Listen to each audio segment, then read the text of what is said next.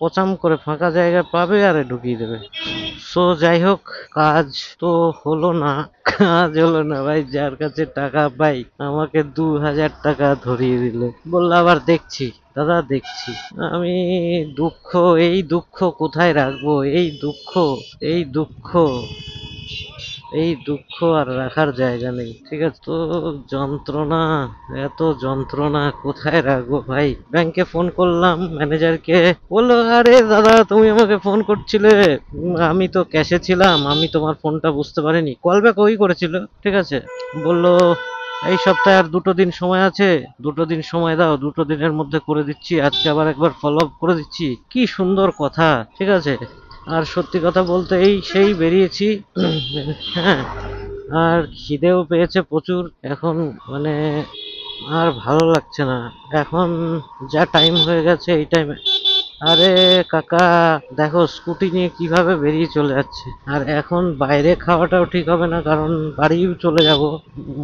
So বাড়ি গিয়ে খাওয়াটাই ভালো হবে, কারণ কি কালকে রিচ খাওয়া হয়ে গেছে। রিচ খাবার মানে সব রেস্টুরেন্টের মতন ভাব রান্না, ঠিক আছে। এবার এত মশলা প্রয়োগ করে এবং আর্টিফিশিয়াল জিনিস ব্যবহার করে, তাতেই কিন্তু এই সব সমস্যার তৈরি হয়। আগে কিন্তু আমরা বিয়ে বাড়িতে খেতাম, খেলে পরে এত মানে ইয়ে হতো না। তো এখন সামনে বাবা ডিএল কলেজে কি এখন অ্যাডমিশন চলছে। কি হলো ভাই, ব্যাটারি লো। সো মেবি কত সময় রেকর্ড হবে আর জানি না। ব্যাটারি লো দিয়ে দিয়েছে, কারণ কি আমার ক্যামেরাটা 2-3 দিন চার্জ করা হয় না, ওইভাবেই আস্তে আস্তে চালাই। আবার কি হয়, আবার যখন পিসির থেকে ট্রান্সফার করি তখন একটু চার্জও হয়, ওইভাবেই চলছে। তো আজকে গিয়ে চার্জ দিতে হবে, নইলে সমস্যা। মানে চারিদিকে সমস্যা ভাই। আর রোদটাও সামনের দিক দিয়ে পড়েছে এমন, মানে মনে হচ্ছে কি বিধে যাচ্ছে। আর কৃষ্ণনগরে আসলে পরে সত্যি মানে এত বিরক্ত লাগে আমার, সেই জন্য আসতে ইচ্ছে করে না। মানে কি বলবো, খোলা জায়গায় চলাফেরা করার মজাই একটু আলাদা। আর এই সব এত গ্যাঞ্জাম ভিড় এসব একেবারে আমার পছন্দ হয় না, পোষায় না। এ সাইডও দেবে না, এ কি করছে, বিরক্তকর। এই টোটো মোটো হাবি জাবি যন্ত্রণার শেষ নেই। যন্ত্রণা মানে গভীর যন্ত্রণা। এই যন্ত্রণার ওই দেখো পচাম করে ফাঁকা জায়গা পাবে আরে ঢুকিয়ে দেবে। মানে এমন খিদে লেগেছে মনে হচ্ছে কি ভিতরের থেকে সব কলকবজা খলখল খলখল করে নড়ছে সালা। উফ মাগো, গরমও পড়েছে, মানে কি মুখ টুক পুড়ে গেল রোদে। স্কুল থেকে সব বাড়ি ফিরছে। যাই হোক, মনে হয় আর হয়তো 5 থেকে 7 মিনিট হয়তো চলতে পারে ক্যামেরাটা, তার বেশি চললে পরে কি হবে জানি না, ঠিক আছে। তার অ্যাকচুয়ালি ভালোও লাগছে না আমার, খিদে পেয়েছে, জল তেষ্টা পেয়েছে, গলা শুকিয়ে যাচ্ছে। মানে অ্যাকচুয়ালি এত ঝামেলার কাজ নিয়ে আজকে বেরিয়েছি, আর দেখো রোদটাও কিভাবে পড়ছে বাবা, তাকানো যাচ্ছে না।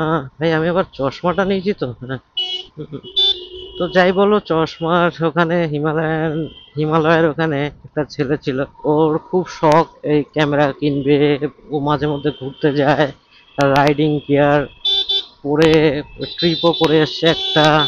দেখো দেখো দেখো দেখো ট্রিপ করে এসছে, বললো একটা ক্যামেরা প্রয়োজন, ক্যামেরা কিনবো। কি দিয়ে ডিসকভার বাইক নিয়ে গেছে, 135 সিসির বাইক নিয়ে দার্জিলিং ঘুরে এসছে। মানে এর থেকেই বোঝা যায় যে ইচ্ছা থাকলে পরে সবকিছুই হয়, ঠিক আছে।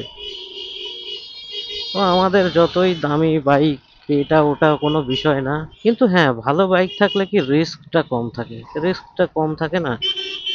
ওই দেখো, আর একটুখানি যদি নর্মাল বাইক থাকে তাহলে রিস্কটা একটু বেশি থাকে।